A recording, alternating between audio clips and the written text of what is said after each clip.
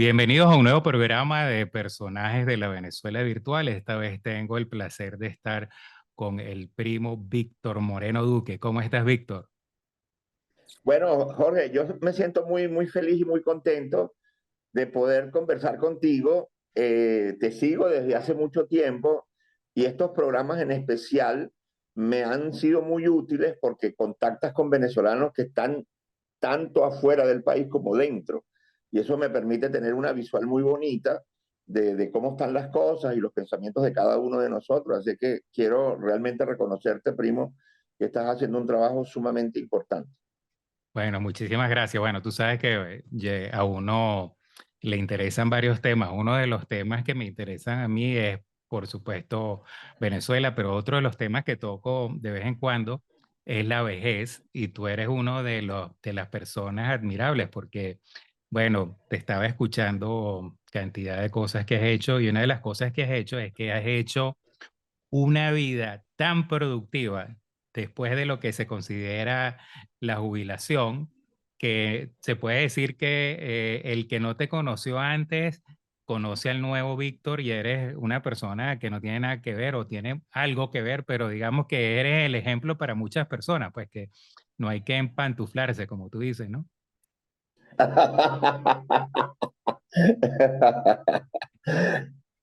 Mira, Jorge, yo estoy absolutamente claro y qué bonito que toques ese tema, que es tan importante.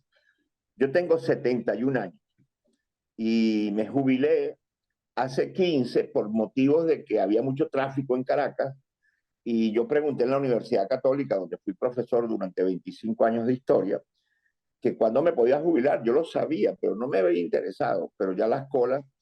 Entonces me dijeron que cuando cumpliera 25 años, y yo tenía, Jorge, 24 de trabajo. Entonces yo vi una luz al final del túnel, porque dije, bueno, me jubilo el año que viene. Yo no me quería jubilar. Si yo hubiese vivido en Montalbán, que está al lado de la Universidad Católica, yo no me jubilo, estaría actualmente trabajando allí. Pero yo vivo muy lejos, en Cafetal, y decido jubilarme. Pero entendí, Jorge, entendí muy claramente esa palabra que acabas de utilizar la uso mucho, que yo no me iba ni a empantuflar ni a enchinchorrar. Porque empantuflarse y enchinchorrarse en Semana Santa es delicioso. Uno agarra una casa de playa que tenga corredores, una hamaca, y la pasa divino, pero no más de 8 días. No más de 8 días. Hay que volver al trabajo. Yo estoy absolutamente convencido, aunque es una frase muy trillada, pero el trabajo dignifica, estoy absolutamente convencido. Lo único que no lo hago con la cantidad de horas que tenía hace 20 años, sino que lo hago con una cantidad más reducida y he tenido la gran suerte pues de tener a dos hijos magníficos, que es mi hija Ida y mi hijo Víctor, que es cocinero. Entonces yo pensé hablar con él de que pudiéramos trabajar juntos, evidentemente sin que yo cocine, porque Jorge, yo no cocino nada, me da mucha vergüenza, no cocino. Entonces, a él se le ocurrió una idea estupenda, que es que hiciéramos radio, para él hablar de las recetas, que él sí es cocinero y las puede decir cómo se elaboran, y yo hablar de la historia y de la cultura de la gastronomía. Eso, Jorge, ha sido una bendición en mi vida, porque lo único que yo he hecho es, ya como profesor de historia yo tenía mucha información, pero con estos 15 años, es empezar a leer de una manera muy sistemática sobre el tema de la gastronomía y dedicarme de lleno para poder hacer los programas de radio.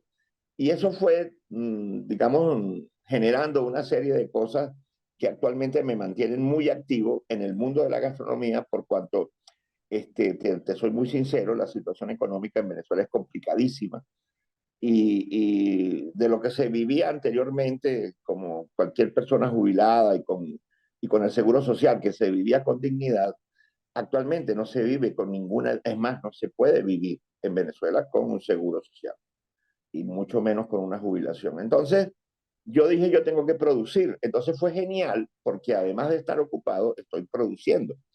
Y ahí comenzó esta larga, digamos, larga jornada, que no es ni tan larga porque es de 15 años, pero que ha sido muy feliz, que me he dedicado no solamente a la radio, sino que también doy charlas. Y son charlas en las cuales un primer tema que me apasionó fue el tema del vino. Y resulta ser, Jorge, que aquí en Venezuela hay muy buenos catadores y hay gente que sabe de vino, que hay empresas, que hay una cantidad de gente, pero poco se toca la historia y la cultura. Y como esa es mi especialidad, ya que yo soy egresado de la Católica en Geografía e Historia, licenciado en Educación, siguiendo los pasos de Ángel María. Tú Sí. sabes, Jorge, que de los 10 nietos de Ángel María, el único educador soy yo, el único. Todos los demás tienen profesiones muy interesantes, pero yo me siento muy orgulloso de ser el que sigue la saga, el legado. No sé si sabes, que es un dato familiar, que mi abuelo Ángel María trabajó 40 años en segundo grado en la escuela ya en La Grita, y se jubila, y es mi tía Elba la que lo reemplaza y trabaja 30. Vale decir que los Duques Romero estuvieron 70 años en segundo grado, padre e hija. Y yo de verdad que siento una inmensa alegría de ser educador, porque, Jorge, con toda franqueza, yo he tenido en algún momento de mi vida, ahora no tengo ninguna, alguna duda con respecto a la vocación. Yo no sé si a ti te ha pasado o a muchísima gente le ha pasado. Esa duda duró poco, pero fue interesante esa duda porque me confirmó y me afirmó que realmente lo que yo quiero ser y he sido toda mi vida es ser educador. Es donde me Mira, siento Víctor, feliz. una cosa que se me quedó a mí así grabada, porque a uno se le quedan grabadas cosas raras, ¿no? Es una conversación que tuvimos nosotros, pero yo tengo la idea de que era la biblioteca, una biblioteca que quedaba, pues, que era como la biblioteca del pedagógico o algo así, no era de la Universidad Central ni nada de eso. Nos encontramos ahí y entonces, bueno, yo te digo a ti, estoy haciendo una investigación para cómo se puede recuperar el lago de Maracaibo, porque obviamente está contaminado con esto de que de la actividad petrolera y los estuarios y esto y lo otro. Entonces, tú me diste tu opinión al respecto ahí en ese pasillo y se me quedó eso así, esta conversación tan chévere con Víctor Joven, que era un pavo en esa época, por supuesto, y no sé, de esas tonterías o no tonterías, pero momentos así que se le quedan a uno grabados de Sí, sí, quizás sí. yo contentísimo de encontrarme un primo que pudiera hablar del tema, no sé. No, no. Mira, Jorge, nosotros felizmente tuvimos una infancia y una juventud muy bella, hermosa. Bueno, hemos tenido una vida con sus altos y sus bajos, es normal, pero venimos de unos hogares muy bien constituidos y donde hubo mucho amor. Entonces, yo te recuerdo mucho, parece mentira, bueno, porque nosotros vivíamos en Caracas, a veces íbamos allí a San Antonio, a los Castores, pero también nos conseguimos alguna vez en La Grita, o 2 o 3 veces, inclusive hay una foto muy linda que pusiste hace un tiempo, estábamos allí.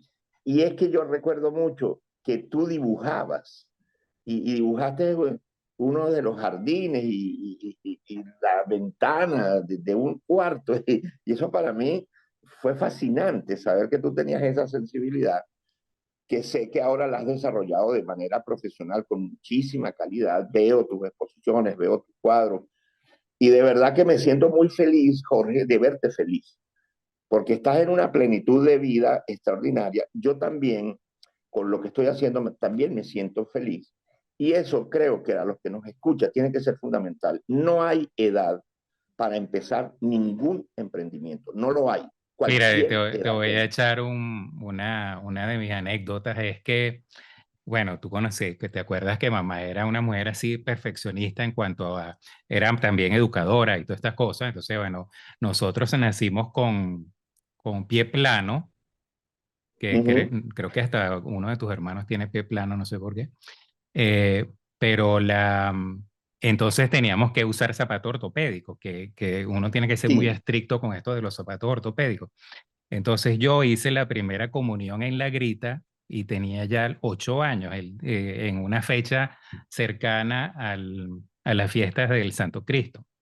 Entonces Ujú. la hice como señor Sandoval en la iglesia de Los Ángeles y me compraron mis primeros zapatos, no botas en la grita, para la primera comunión. Es decir, que yo hasta los 8 años prácticamente no había usado nunca zapatos normales. Entonces, bueno, yo imagínate la ilusión de ponerme mis zapatos, me puse mis zapatos y bueno, pasaron X días, no sé cuánto. Cuando yo voy en el carro de vuelta, vivíamos en Trujillo, me doy cuenta que dejé mis zapatos en la grita, los usé una No sola puede vez. ser. Sí, y después me quedé así Esa es una anécdota muy buena. toda la vida así, cónchale, debut y despedida, o sea que ni siquiera para Claro. ponérmelo a escondida. Lo disfrutaste un día. Sí, se me quedaron. Y lo otro es que me pusieron, el catecismo era distinto al catecismo que uno tenía en otros lados. Era un catecismo un Ok. poco más antiguo, el de la grita. Entonces había unas cosas que había que aprenderse obligatoriamente.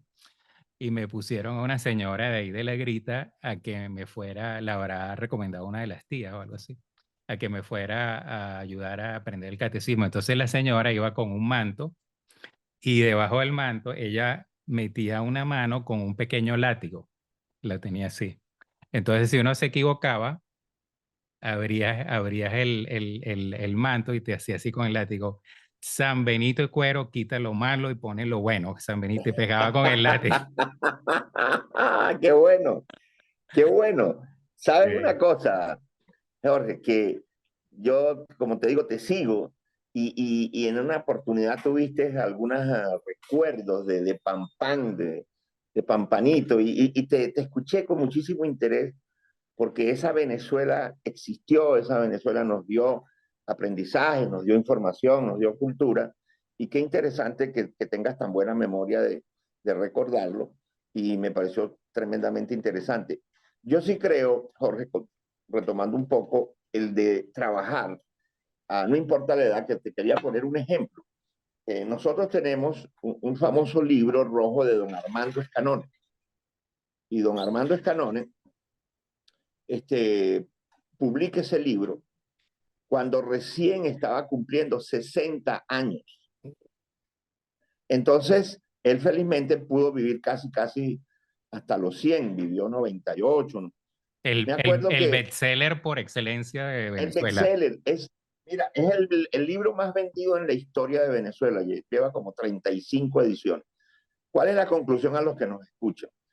Que si don Armando arrancó a los 60, era conocido por su familia, un ingeniero bueno, efectivo, hizo varias obras, pero don Armando es conocido a nivel nacional e internacional, es después de los 60 años.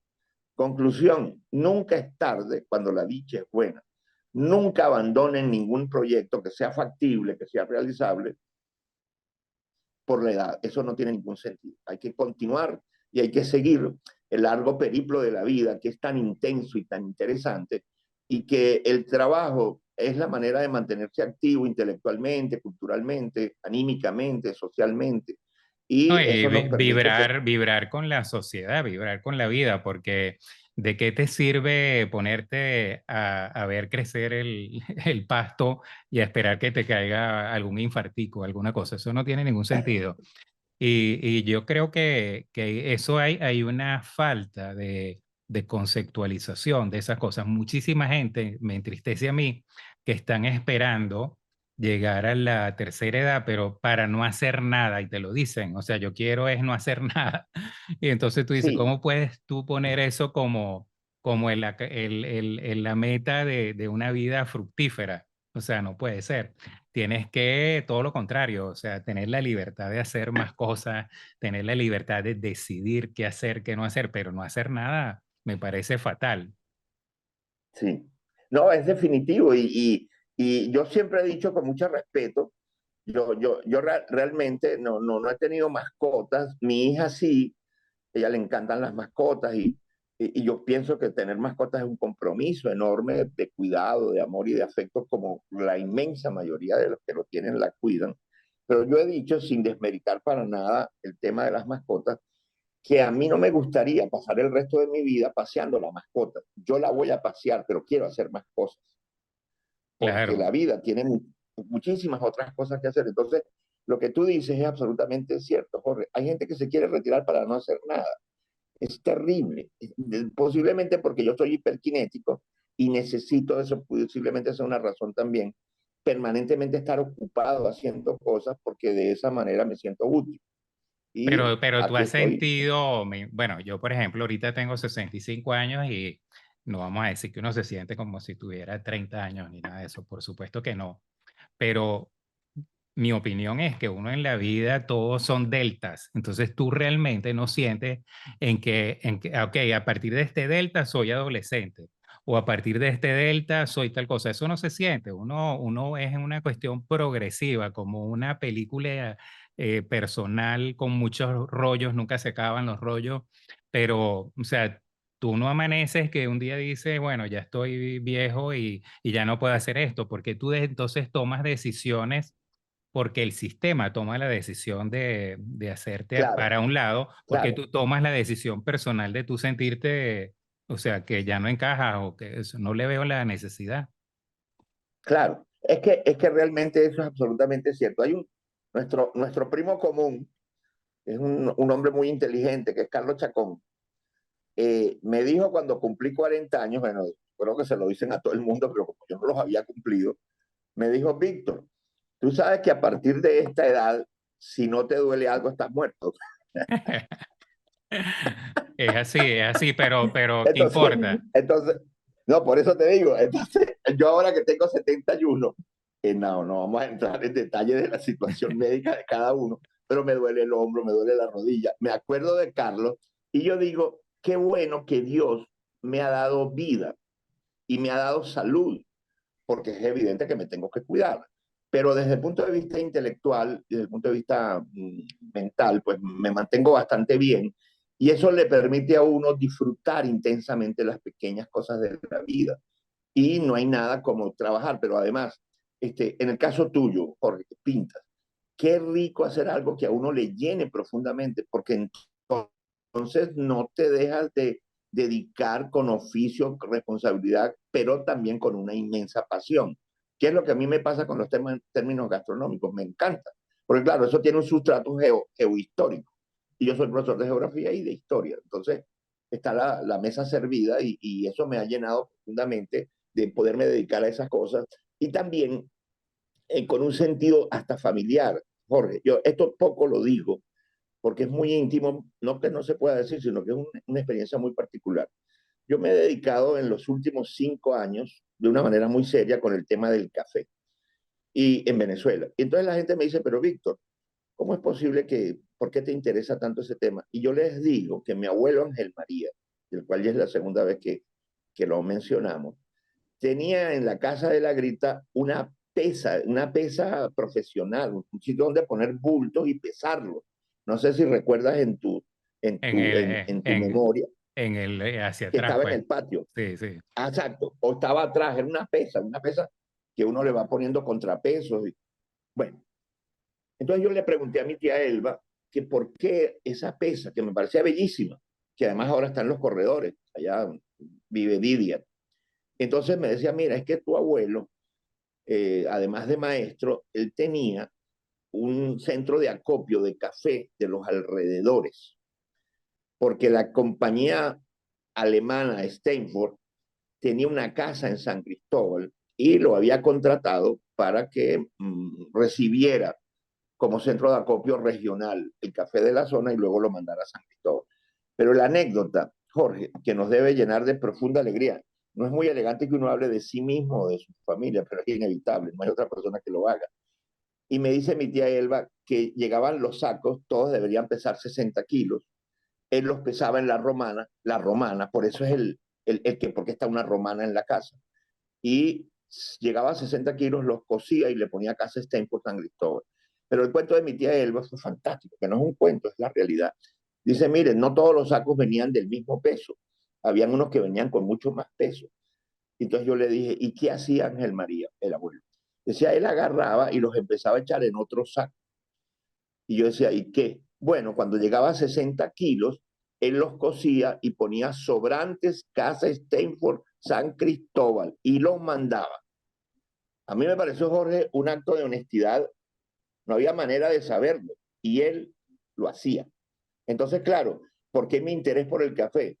Bueno, porque mi abuelo estuvo relacionado, yo nunca lo vi en esa faena, porque ya yo era muy niño y él era muy mayor cuando lo conocí, pero ese recuerdo me hizo a mí meterme a investigar una historia fascinante de los alemanes de Hamburgo, que salieron del río Elba hasta Maracaibo, y no era con la finalidad de exportar café, era con la finalidad de traer medicinas, porque en Hamburgo había una industria médica importante y como había muchas enfermedades tropicales, las trajeron y formaron algo que se llamó la botica alemana.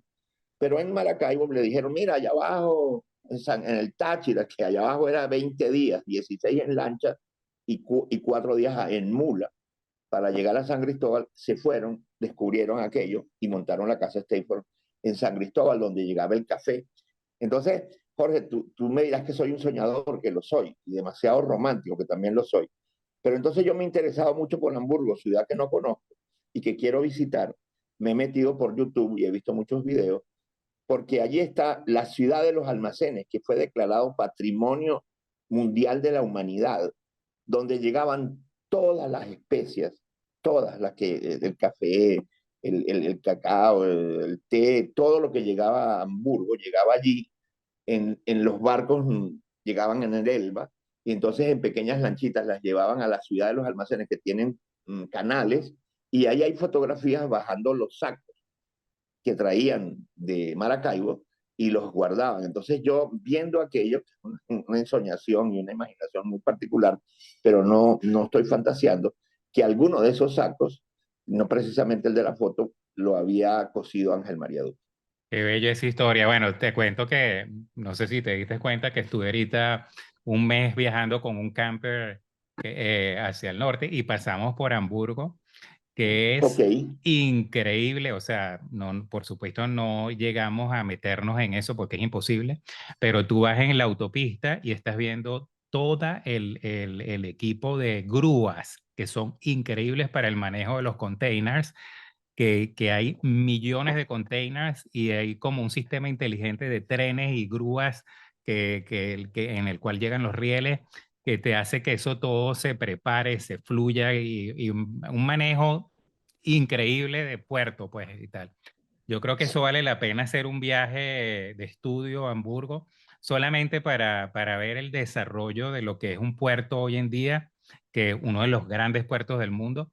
Tiene mucho que ver con los productos que vienen de Latinoamérica, porque nos conecta el Atlántico y es una, digamos, históricamente la entrada hacia Europa también. Y entonces, bueno, eso tiene que ser posible, que te des ese gusto de claro, conocer mira, Hamburgo. claro, Jorge, yo no puedo perder esta entrevista tan agradable para que no, aunque ya lo has dicho, pero que me lo digas a mí. ¿Qué tal el Cabo Norte? Cuéntame.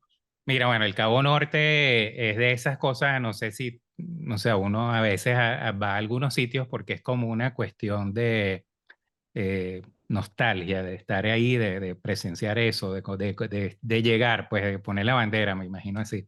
Bueno, ese era más o menos el sentimiento antes de llegar, era como que una ansias de llegar porque así somos el ser humano, pues tú quieres llegar a tal Sí, lado que es sí, especial, ¿no? Entonces, bueno, y luego llegas ahí y sientes, es un sitio especial porque a medida que te vas acercando, la naturaleza se pone tipo los Andes, pues cada vez menos árboles, empiezas a notar que se está volviendo xerófita la situación y llega entonces, estás como en un plató en el cual ves al mar, ves que se acabó el continente y ves este plató que te sirve de maravilla para ver el sol, para todo, pues.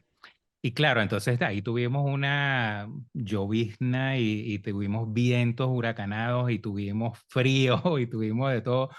Yo claro, no hubo noche tampoco, no dormí claro, porque era imposible dormir con sí, yo pensé que se iba a voltear el carro, pero fue una sí, experiencia fabulosa. Yo dije, tenía que ser así porque era realmente como llegar a uno de los fines de mundo que existen todavía en algún lugar, eh, claro.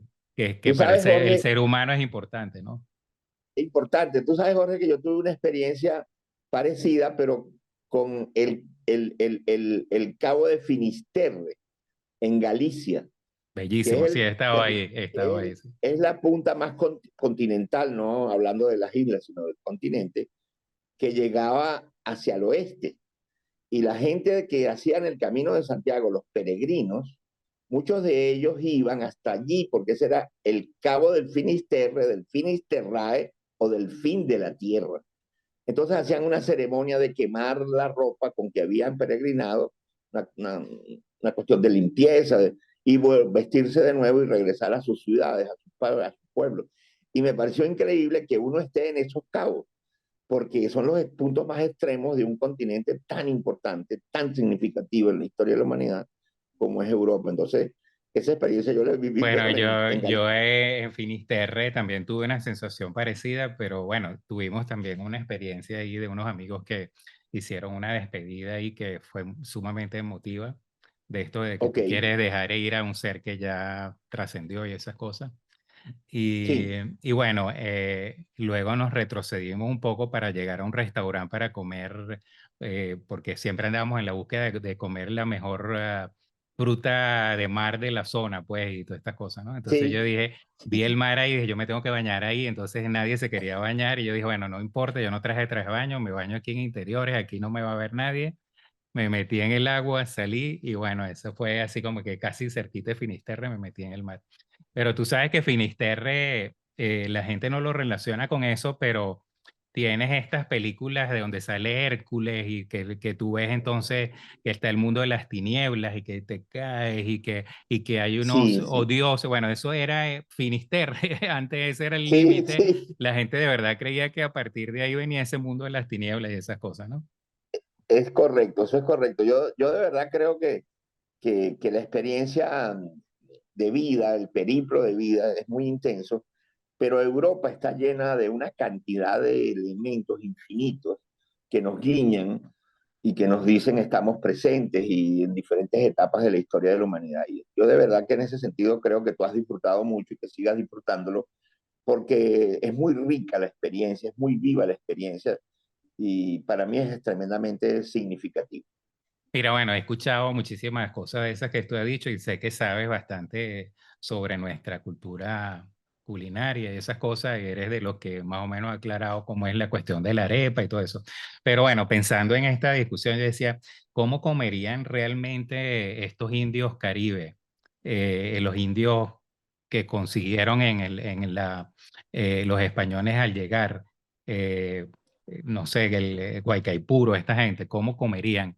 Eran, porque tú dices que el maíz es una de estas granos que civilizan, digámoslo así.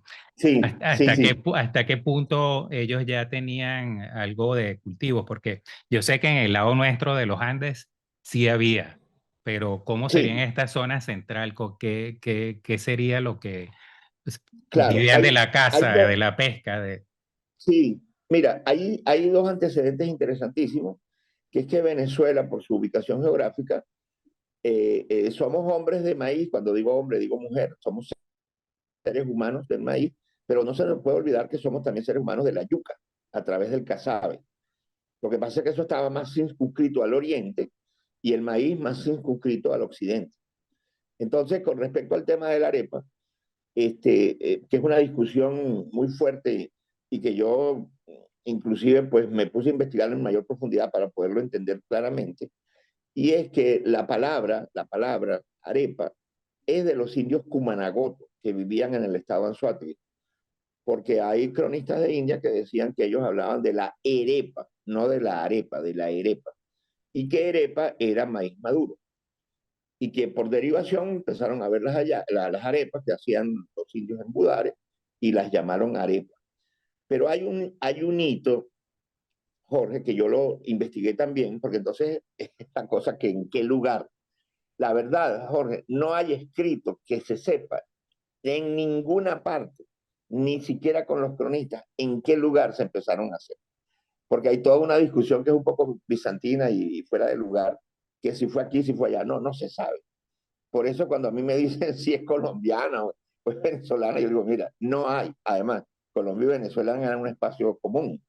Entonces, no existe, nadie lo escribió, nadie dijo. Lo que sí existe es la palabra.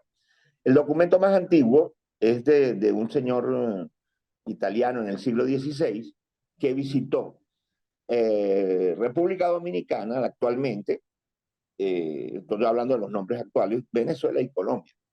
Y él describe un poco su viaje y dice de una manera bellísima que los indios ponían las tres topias, las tres piedras, y sobre eso colocaban el budare, que no era de hierro como ahora, sino que era de barro. Y allí colocaban, tal cual lo dice, las arepas, y necesitan voltearse, estoy parafraseando. Y entonces había que voltearlas y tal. Pero no dice en qué lugar. Entonces yo pudiera decir, si me pongo un poco creativo, pero además equivocado, que es que son de República Dominicana. No, no, no, él no lo dice, aunque estuvo en República Dominicana. Sí, bueno, en Entonces, República Dominicana me enteré, también no lo sabía, me enteré en una de estas entrevistas que he hecho, que hay arepa y que la llaman arepa. O sea, no sabía yo eso. sí, sí, sí, sí, sí. Y luego, Colombia y Venezuela es un patrimonio compartido. Lo que pasa es que en Venezuela la verdad es que tenemos una tradición muy, muy, muy fuerte, y la arepa nuestra no es tanto como acompañante, sino rellena, que lo ha hecho hoy sustento de miles de venezolanos que están en el exterior, y ha sido sumamente agradable. Y luego las empresas que producen la harina precocida se han extendido al mundo entero, no solamente tienen en Caracas, en Bogotá, en Houston, sino que ahora también en Madrid. Entonces, eso ha llegado al mundo entero, y la verdad es que, bueno, para nosotros es una absoluta delicia, pero también es bueno decirla que en Centroamérica también existe, inclusive, José Gregorio, perdón, Jorge, en el País Vasco hay algo que se llama talo, y el talo es una especie de arepa. Entonces, cómo no van a tener, Jorge, algo parecido si la compañía guipuzcoana estuvo 70 años coordinando la venta del cacao venezolano? Entonces, me parece que la arepa hoy por hoy es universal, y de verdad Bueno, que todos los que... a mí esas cosas siempre se quedarán así como que incógnitas. Una de las cosas que a mí me parece súper increíble es la importancia de la papa en estos lugares como Alemania, Austria, Polonia, en esos lados, y que la papa haya venido a América. Entonces, ¿cómo es posible? ¿En qué momento hizo esa penetración tan grande que se convirtió en esto? Y bueno, y el tomate en Italia, yo digo, ¿cómo es posible que ¿qué serían los italianos sin el tomate? No sé, pero hay cuestiones así que tú dices, ¿qué importa? Ya, o sea, una pizza sin tomate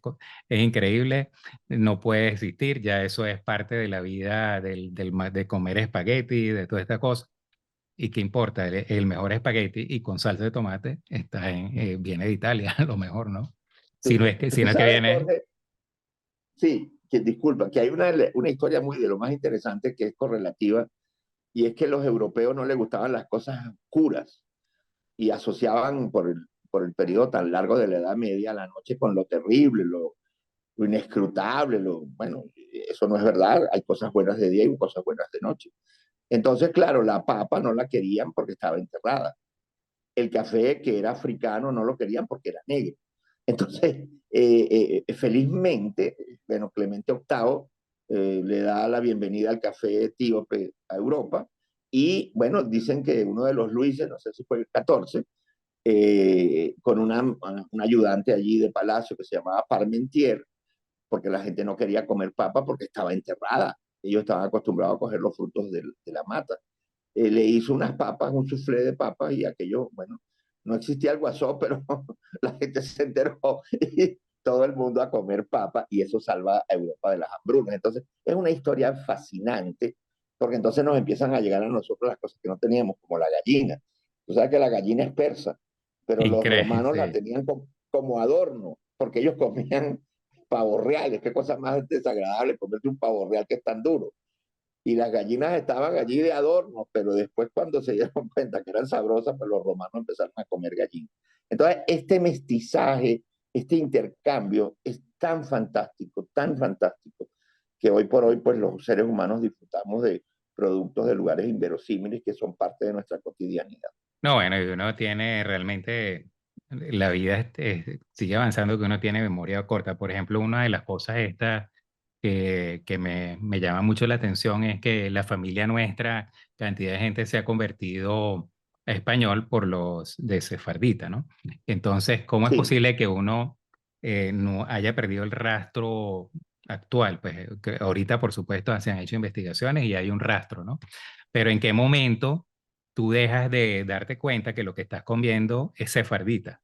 Lo tomas como que es de sí, la grita o que siempre estuvo ahí, pero no fue sí, así. O sea, eso no sí, era, ahí se empieza como que, bueno, sí, eso ya lo comimos ayer, no vamos a hablar de dónde vino. Y llega sí, y lo usas y listo y ya no sabe. O sea, hay un momento en la historia en que la gente lo sabe y luego después ya nadie sabe de dónde vino la cosa, ni quién fue el claro. que lo hizo, ni... O sea, eso me parece a mí increíble. Y Jorge, tú recordarás bueno, cuando ibas a los Andes no podías dejar de comer almojábana. Sí, Bueno, la almojábana es árabe, entonces uno sí. dice qué cosa tan increíble. Pero No, allá y, llegó a la grita y se sintió tan a gustito que se residenció y le dimos carta de ciudadanía. no, y ricas, tan ricas calienticas y eso, ¿no? Sí, rica. Bueno, eso es una de las cosas que uno guarda así en la memoria. Las almojábanas de la grita no pueden ser reemplazadas por almojábanas hechas por nadie, sino hay que comérselas, es ahí y vivir eso y que te la den calienticas y Sí, la espera que ya te la van a dar y cosas así, ¿no? Eso es parte del paquete de, sí, sí, sí. definitivamente. Eh, es buenísimo. Bueno, mira, una vez también para seguir hablando de estas cosas familiares, pasé yo vacaciones allá en La Grita, en la casa de tu abuelo, que también era la casa de mi abuelo. Sí, Y entonces yo no quería quedarme a dormir ahí porque iba con mi esposa y mis hijos, mi hijo, que no tenía a mi hija todavía. Y entonces teníamos un hotel cercano y entonces y mamá sí se iba a quedar ahí. Ta. Entonces, después, pues las tías se pusieron, ¿verdad? Y dijeron, ¿cómo se va a quedar en un hotel? Se tiene que venir para acá y tal, ¿no? Entonces, bueno, terminé cancelando el hotel y mudándome a la casa, que me encanta la casa y todo eso, pero tú sabes, tú no querías molestar. sí, Entonces, bueno, ¿qué pasó? Que me encantó, me fascinó esa experiencia, porque en el Trinchante, en el Seibo, había un libro en que estaban las recetas, que quién sabe quién tendrá esto, debe estar allá, a lo mejor, no sé. sí, Y se decidía, se discutía, estábamos en Semana Santa, se decidía el menú de Semana Santa buscando en el libro de recetas y entonces se decía, bueno, qué posibilidades hay de hacer de esto, qué es lo que falta y se hablaba con la compatibilidad de ese manjar con la situación de que estábamos en Semana Santa. Entonces, ese ritual me pareció precioso, porque uno está metido en esta vida que tú abres, comes y mezclas y todo eso, pero no haces un ritual de selección y no contribuyen todas las personas, sino es alguien que quizás decide esto es lo que se come hoy y tú simplemente comes, pero ahí en ese momento en que estábamos como en ese ritual, vamos a ver qué vamos a hacer. Y me acuerdo que una de las cosas que se hizo fue pasta hecha en casa y todas esas cosas que es tan divertido. Y bueno, por supuesto los cuentos de las tías mientras se hace la pasta y se corta y todas esas cosas, eso no tiene cambio. Entonces, claro, era y quizá hay gente que todavía tiene esa vida sí, conectada al que tú todavía, como quien dice, las cosas simples las haces en una ceremonia, las aprecias, las hueles, las disfrutas. O sea, eso no es solamente embullirse, sino... sí. No, y hay una cosa, Jorge, que seguramente tú recordarás o no, que es que las tías tenían dividida el tema de los menús, porque mi tía Elba era la de los dulces criollos, como el higo. Mi tía Eólida era la de los postres internacionales. Yo no sé si por ella fue a Nueva York con mi mamá y estuvo en Europa, pero ella era la de los postres contemporáneos, modernos. Y mi tía Oliva era la de la comida de sal, como se le decía, la comida salada. Entonces era muy ameno, extremadamente ameno verlas a las tres, como tú dices, que disfrutaste y es increíble tu sensibilidad, Jorge, porque ¿cómo recordar eso? Bueno, lo recuerdas, como era un ritual. Inclusive yo me acuerdo de mi tía Elba, porque el dulce de higo no se hacía en cocina de gas ni eléctrica, se hacía en una cocina de leña y se le colocaba panela y clavitos, que son tan deliciosos y convertían aquellos dulces de higo o de lechosa en una fiesta absoluta. Y me acuerdo que traían queso paramero de allá del Portachuelo, de la lagunita, ya de las Romero, y aquello era una absoluta delicia. Entonces, uno eso pues no lo entendía mucho, pero eso nos dio también una imagen local y universal, No, lo cual no deja de ser. y estos cuentos, o sea, ¿qué seríamos nosotros sin estos cuentos? Y Sí, ahorita que nombraste a Eólida, me acuerdo siempre del cuento este de cuando Eólida estuvo en Francia, en París sería algo así, que fue a una playa y sí, entonces vino un señor y se desnudó y se puso su traje de baño y entonces, bueno, ella se asustó, pues, escandalizada, escandalizada, sí. escandalizada. Y luego entonces decía que había estado en el hotel y que abrió el agua caliente y no la podía cerrar, entonces entró el tipo y ella medio desnuda y el tipo decía, Miss Duke, Miss Duke, Miss Duke, no sé qué cosa. Claro, esos cuentos echados por ella eran fascinantes porque No, una aparte de que delicia. eran súper echadoras de cuentos y muy, digamos, representaban lo que decían. Sí, pero es que mira, Jorge, hay algo qué bonito conversa, que es que además mi tía Olida, bueno, llegó a ser nombrada la directora de los directores, porque era la secretaria de los directores del Liceo Militar Jauregui, durante toda su vida. Y ella era una persona muy austera, muy concentrada, muy tradicional, pero tenía un carácter histriónico que la invitaba a disfrazarse con frecuencia. Y eso a mí me parece maravilloso, porque ella tenía una capacidad, ella cuando estaba Miriam Makeba, ¿te acuerdas del Patapata? Sí, sí, en los Ella se 60 por disfrazó, ahí. De... hace los 60 ella se disfrazó de Miriam Makeba. Entonces, esa capacidad histriónica fantástica que no tenía ni mi tía Elba ni mi tía Oliva. Entonces, bueno, eso es lo interesante de la familia, que cada quien tiene sus particularidades y sus formas de ser. Bueno, como decía una profesora mía en el posgrado, ella decía un dicho, que estos lodos trajeron estos polvos y estos polvos trajeron estos lodos. O sea, cómo el continuum de la familia, de dónde viene, hacia dónde vamos. Y por eso que uno debe ser muy agradecido y verdaderamente, bueno, uno sigue el legado con sus hijos, que es lo lógico. Y bueno, allá, por supuesto que ellos lo seguirán, pero no es lo mismo el hábitat ni el microclima de lo que uno vivió de niño que lo que ellos han vivido, porque les tocó una época distinta, pero ese será su microclima que recordarán toda la vida. Entonces, para mí es supremamente interesante. Tú sabes, Jorge, que tengo una curiosidad y no voy a desaprovechar la ocasión. Yo sé que toda la vida has bailado, pero ¿cómo te surge esa necesidad y esa expresión tan hermosa de bailar tantos géneros distintos y disfrutarlos de la manera como además nos los disfrutamos los que te vemos? Eso a mí me parece curioso, no sé si te animas. No, bueno, tú sabes que, bueno, uno en Venezuela, la generación nuestra tenía que bailar porque, imagínate, si tú no bailabas, nunca te paraban bola nadie, ninguna chama, nada, porque qué aburrido y tal, ¿no?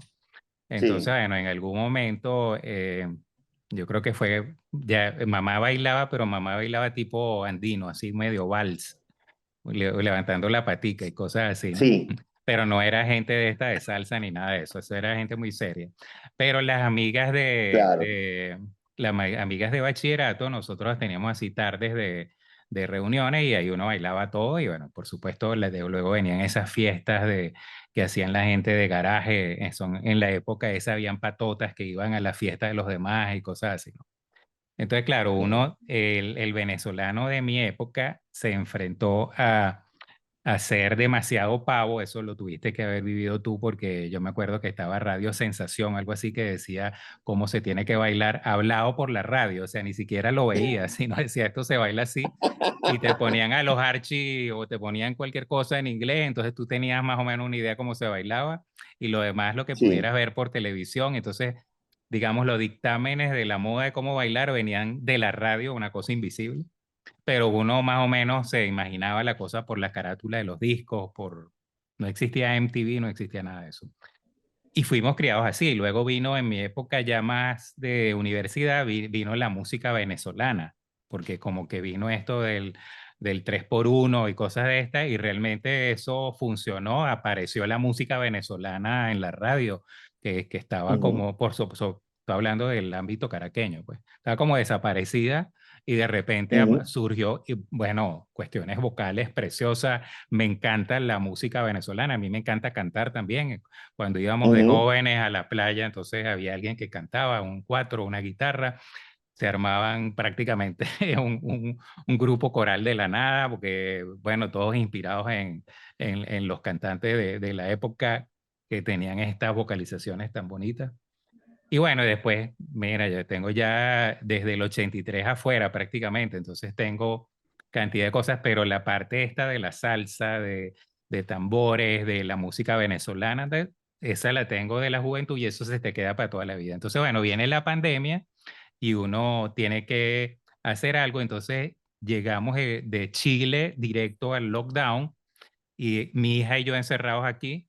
Entonces mi hija me dice, bueno, vamos a hacer algo, entonces baile, yo lo grabo y tal, pero no era para publicarlo, ¿no? Entonces, Claro, por supuesto, yo haciéndole comiqueras a mi hija, vemos la broma y dice, bueno, ella, todo lo que yo, esas comiqueras que yo hago, se la manda a su hermano para reírse de mí, ¿no? Entonces, bueno, se lo manda el hermano, y pues, bueno, pues ya pasé la vergüenza de esta, vamos a ponerlo a ver qué dicen el resto. Y así fue que sí, empecé.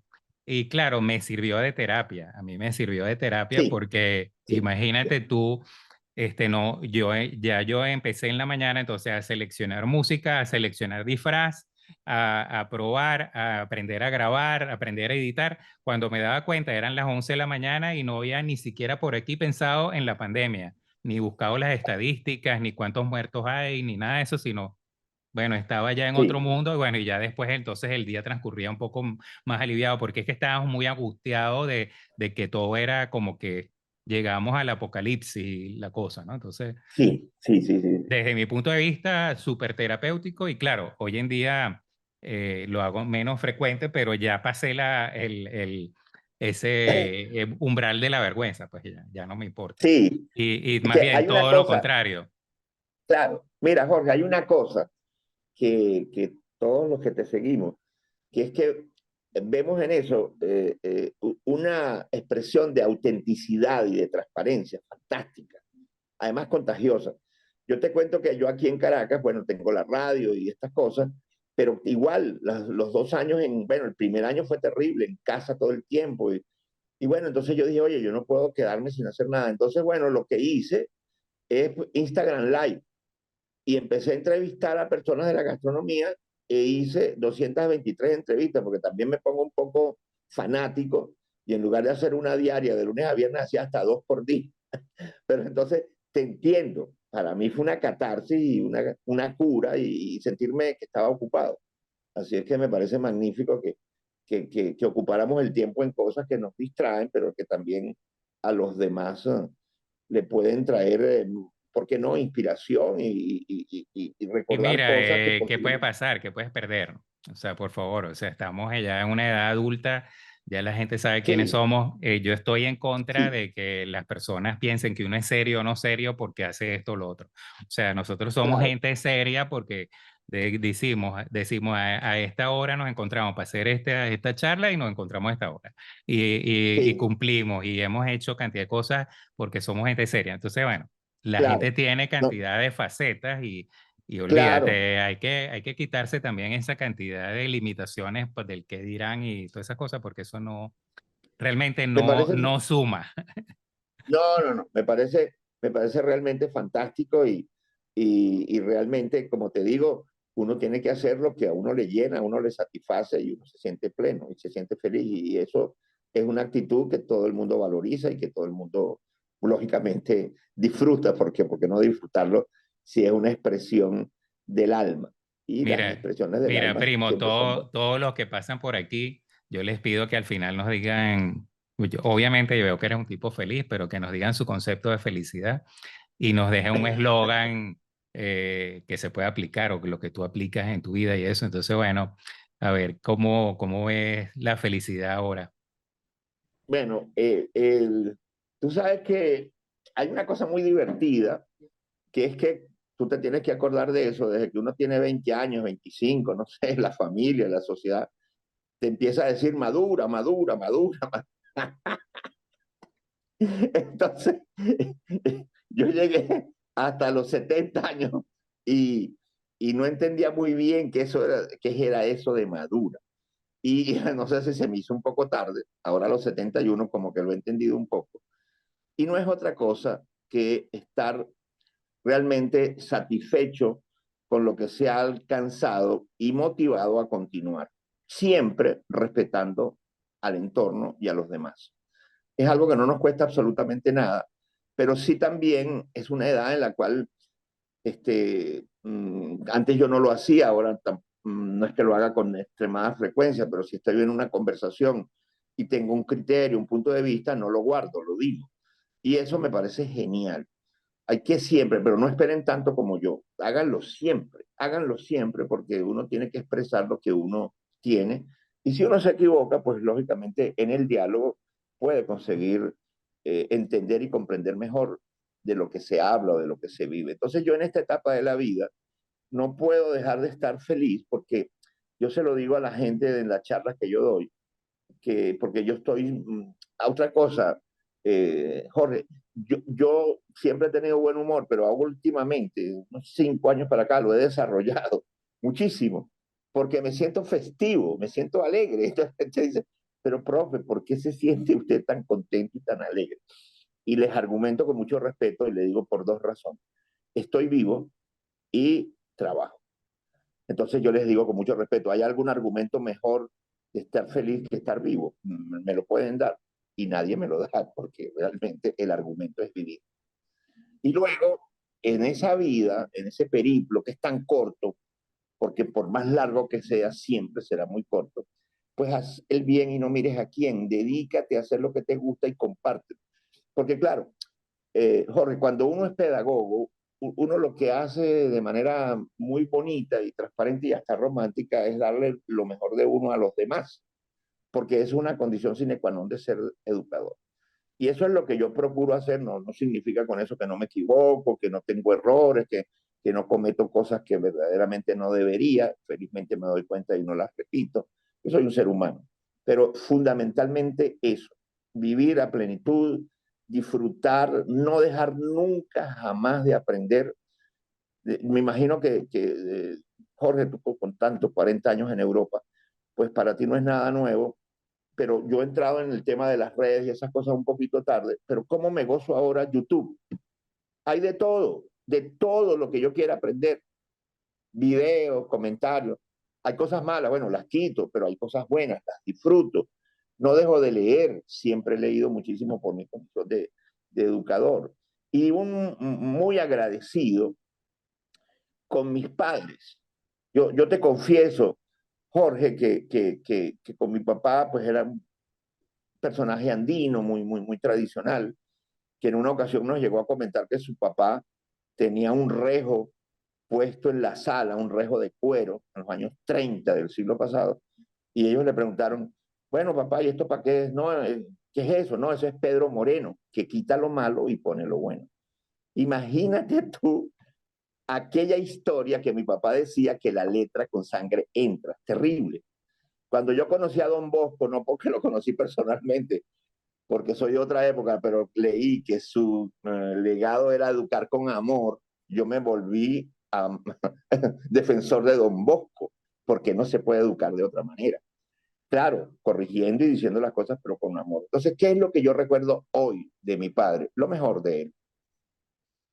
¿Qué es lo que yo recuerdo de mi madre? Lo mejor de ella. Y eso me hace inmensamente feliz, porque recordar otras cosas no tiene ningún sentido, no Y suma bueno, nada.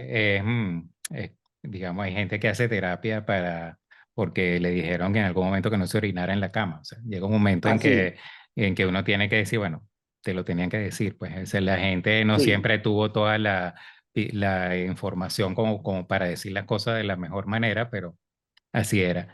Mira, bueno, un sí, abrazo. Esos padres que mencionaste eran mis padrinos de bautismo. Así que los Sí, adoré toda mi vida. Tengo fotos de ellos bastante, parte de mi vivencia. Y bueno, adoré esta conversación. Me parece súper buenísimo que hayamos tenido esta oportunidad. Tenemos que repetirlo de vez en cuando. O sea, hay que aprovechar sí, que, como tú dices, que estamos vivos todavía y que todavía. podemos juntarnos de distintas formas. Una de estas es así, a través de la virtualidad existente hoy en día. Te mando Así es. bendiciones. Igual, igual, Jorge, igual para ti, toda tu familia y siempre, siempre, siempre. Es una manera mía de terminar las conversaciones. Siempre, siempre lo mejor para ti. Bueno, igual, bendiciones, abrazos y todo lo mejor. Felicidades, feliz día. Gracias.